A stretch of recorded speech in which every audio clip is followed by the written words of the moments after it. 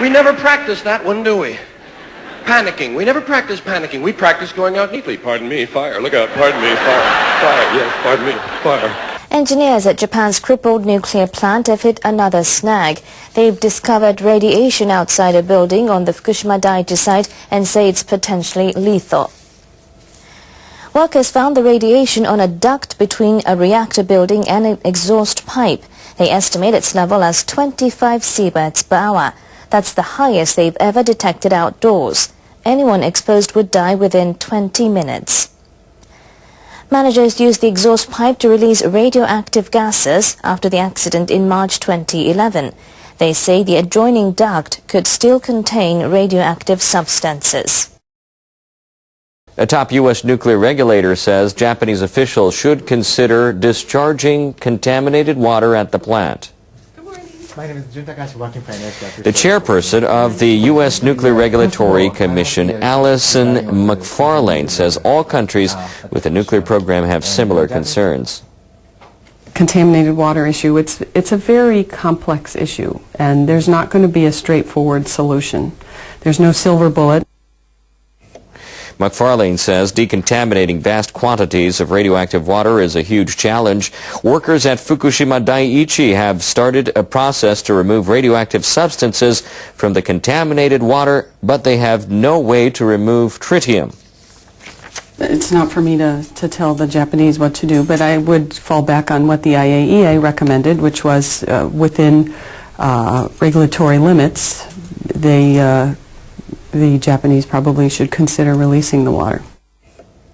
She suggests that the tritium in the water could be diluted before it is released into the sea. Now, they think they're pulling this off right under our noses, but I'm on to them. Japan's lawmakers approved a bill on Friday that gives the government authority to designate official information as special secrets. The law gives strict penalties for those who leak the information. NHK World's Tomoko Kamata has the details. Lawmakers with the ruling coalition used their majority in the upper house to cut off debate on the secrecy bill. Then they voted in favor of it and made it law.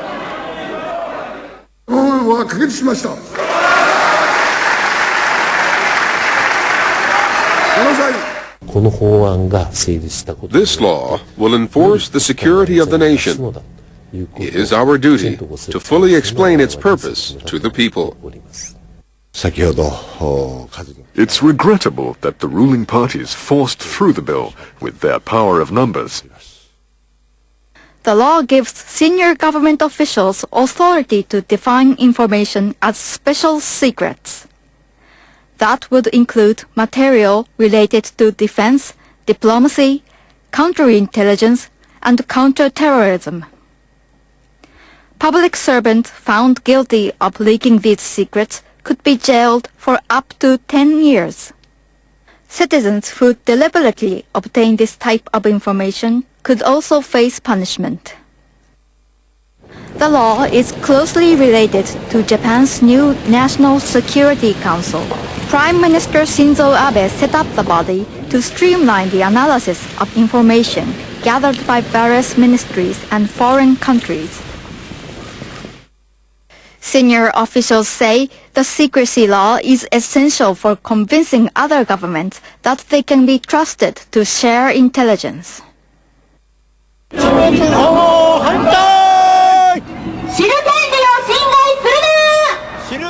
However, some, including international human rights groups, writers, and scientists, are worried about the power the law gives Japanese leaders.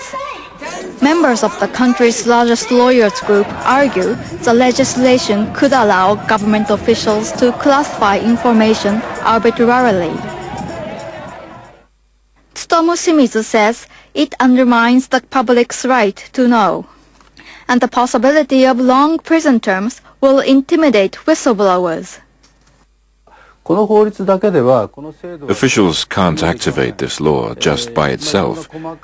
They need to create detailed regulations, operations manuals, and guidelines. We need to keep an eye on government officials so they don't undermine human rights. Prime Minister Abe has vowed to set up panels to oversee the decisions officials make under the secrecy law.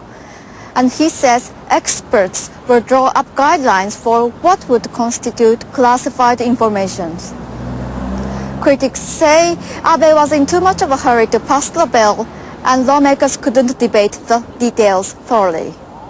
Tomoko Kamata, NHK World. Tokyo Electric Power Company is planning to spend about $28 billion over 10 years to rebuild its finances. NHK has learned that the plan will be announced later this month.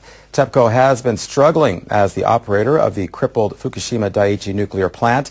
The company plans to rebuild thermal power plants older than 40 years, mainly in the Tokyo Bay area. It aims to work with other companies to modernize these facilities.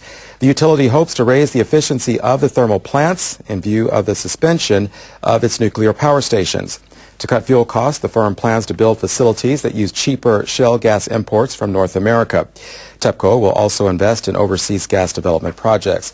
TEPCO officials say they have to improve profits to pay compensation for the nuclear accident, as well as to finance decommissioning of the Fukushima plant. The utility does regard these tasks as their top priorities. Japanese government officials have drafted a basic energy policy. It says the country will maintain nuclear power generation as an important base source of electricity. The draft has been presented to the Industry Ministry's Energy Policy Panel. It says Japan needs to reduce its reliance on nuclear energy as much as possible. The draft does go on to say, though, the country will continue nuclear power generation as long as the safety of power plants is ensured. It notes that nuclear power allows the steady supply of electricity at a lower cost and without aggravating climate change. The draft represents a major shift from a policy drawn up last year by the government of the Democratic Party. That policy was aimed at ending nuclear power generation in the 2030s. It came after the 2011 nuclear accident at the Fukushima Daiichi plant. All nuclear reactors in Japan are currently offline. The new draft policy contains no mention of a plan to build or rebuild a nuclear power plant. That leaves the government with an option to construct more reactors.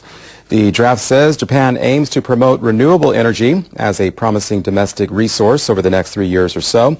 The government plans to approve the new energy policy early next year. Motegi said he understands that a deliberation is underway to continue nuclear power generation on the condition that its safety is ensured.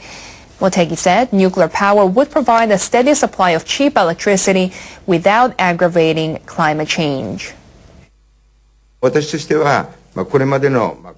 think the government needs to compile a feasible, balanced and responsible energy plan as part of its efforts to correct the confusion over energy policies of the past. The previous Democratic government had declared that it would work to end Japan's dependence on nuclear power by the 2030s. Victims of the Fukushima nuclear disaster will have more time to claim compensation. Japanese lawmakers have extended the limit on claims from the accident to 10 years. Japan's upper house passed a bill clearing the move on Wednesday.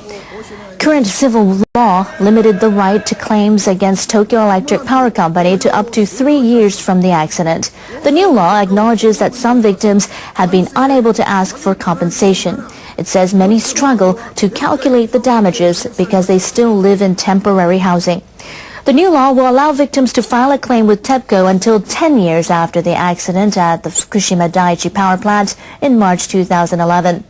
The law also calls on the government to improve the claims consultation system and help victims get compensated as early as possible. Well, isn't that interesting? Because ever since Obama took office, he's really been pushing for nuclear power. And he reiterated that this year in his climate action plan. He said, thanks to the ingenuity of our businesses, we're starting to produce much more of our own energy. We're building the first nuclear power plants in more than 3 decades in Georgia and South Carolina. Obama also expressed support for the country's booming natural gas development, while announcing that he would direct the Environmental Protection Agency to create pollution standards that would restrict power plant carbon emissions. And indeed, they are. The EPA's regulatory agenda for the fall of 2013 lists hundreds of pending energy and environmental regulations that are going to limit emissions from power plants, as well as give the EPA authority over water that's on private land. The EPA will set emission limits that are going to effectively ban the construction of new coal-fired power plants unless they use carbon capture and sequestration technology like those college kids recommended. And then next year, the agency will move to limit emissions from existing power plants, which could put more older coal plants out of commission. But what about those jobs? Those all-important jobs? Well, already EPA regulations have contributed to the closure of more than 300 coal units in 33 states. So he doesn't really care about coal plants. He just wants to keep those nuclear plant jobs flowing. Now, the EPA is also working on a rule that would expand the definition of waters of the U.S. under the Clean Water Act to include water on private property. Now, Texas Republican Lamar Smith said the EPA's draft water rule is a massive power grab of private property across the U.S., and it could be the largest expansion of EPA regulatory authority ever. The EPA says the rule is needed to clear up uncertainty left in the wake of a U.S. Supreme Court decisions on the agency's regulatory authority over bodies of water. So the Supreme Court ruled one way, and so the EPA and Obama are just, of course, true to form, going to interpret that ruling and that law the way they see fit, which is, you didn't actually mean that we don't have authority over water on private property, right? Because we do. And so now Obama and the EPA are going to be shutting down all the coal power plants. They're ramping up nuclear technology, doing away with renewable energies, forcing you to put smart meters on your home, and now they're going to be taking authority over water on your property. Sounds very socialist to me, but we all know that socialists can't keep the lights on. Just look at what's happening in Venezuela. Now, even though Venezuela has the largest oil reserves in the world and 2 hydroelectric facilities that generate 2/3 of its power, its socialist government appears incapable of meeting the rudimentary needs of the people. Some of those earlier blackouts were part of a rationing scheme by the government, while others were due to utility failures. The outages haven't affected the country's oil production facilities, of course, because those oil refineries are powered by separate generators. How convenient. Now, President Maduro suspects sabotage. After all, the outage did occur while he was delivering a live national address on television, which is just kind of wildly convenient to help support that sabotage theory, since the president had just given most of the country a free television for every home. And Maduro has used earlier outages as political fodder to attack his enemies. So is that the kind of political game playing that we can expect to see here with the grid? After all, we are continually being told how vulnerable our grid is to cyber attacks. So if you don't agree with me, oops, I'm sorry, your power went out. I can just see Obama playing that game, sort of like we saw when the government shut down and he just shut down all the national parks to make us feel the pain. I don't think he would have any problem flipping the switch on the nation's power grid. And I bet he cannot wait to get his fingers on the internet kill switch.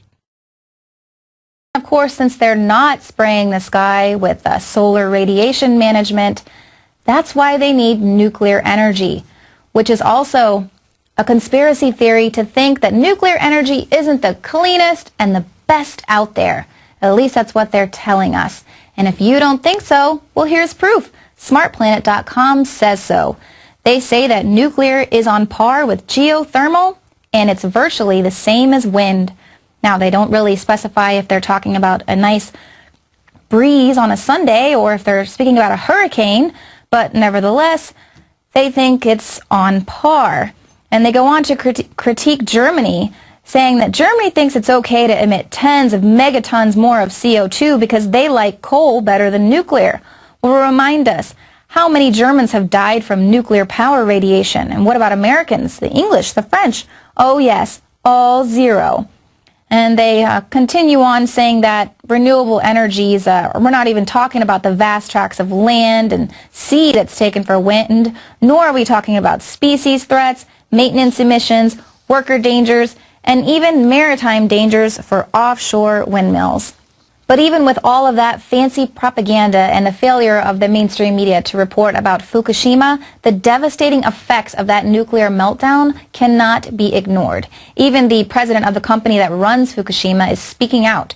TEPCO's president said that the triple meltdown following the earthquake and tsunami in Japan was a warning to the world, and the nuclear industry must be prepared for the worst. He said that despite what the nuclear industry and the public wanted to believe, nuclear power was not 100% safe. We have to explain, no matter how small a possibility, what if this barrier is broken? We have to prepare a plan if something happens. It's easy to say that, almost nothing's perfect, so we don't have to worry about it, but we have to keep thinking, what if? And that's exactly true. What if? What if the hundreds of tons of nuclear waste that are dumping into the Pacific Ocean every day are killing 5 million birds off the coast of Australia, or causing radiation and radioactive isotopes to be found in fish off the coast of California and Canada? And what if all those melting starfish are suffering from radiation? It's not far-fetched to understand that radiation affects the nervous system, and starfish have a very primitive nervous system. But just like they told us that mercury in the vaccines is safe, now they're telling us that nuclear energy is also safe. Obama wants a new generation of nuclear power plants, but that doesn't mean clean nuclear power plants. No, it means just much of the same, because clean nuclear energy doesn't produce the weapons-grade byproduct that is necessary for the military-industrial complex to build their war machines. And there you have it. Diners around the world have long appreciated Japanese cooking. Now it's being officially recognized. UNESCO has decided to add Japan's traditional cuisine and food culture to its list of intangible cultural heritage. The organization holds a meeting every year to decide on what new registrations should be included. The system is aimed at protecting important examples of regional customs and traditions around the world. This year's meeting started on Monday in Baku, the capital of Azerbaijan. Japanese cuisine, or washoku, was among 31 candidates. I think the listing was too late. We haven't understood enough how much people around the world love washoku. I'm delighted. Washoku is based on the Japanese spirit of respecting nature. I hope people around the world will understand the heart of washoku as our food culture. In October, a body that does preliminary screening of candidates recommended that washoku be added to the list. This recommendation was considered to be quite influential to be endorsed. Japan's food culture has become the country's 22nd intangible heritage element listed by UNESCO. Others include kabuki and no theater. Many people in Japan's food industry hope the listing will increase the popularity of Japanese cuisine around the world and help boost exports of domestic food products.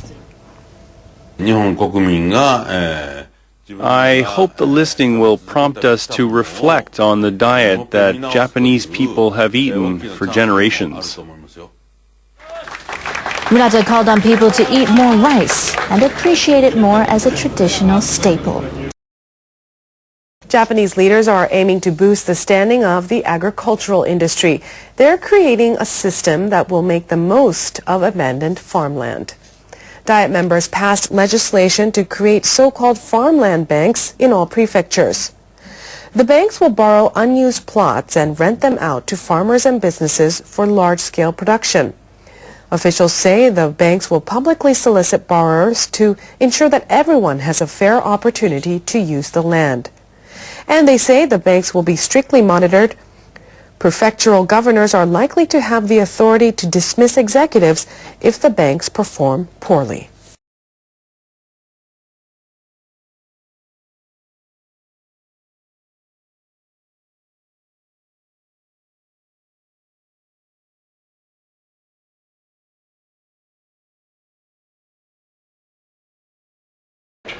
Look out, fire, pardon me, fire, fire, look out, pardon me, fire.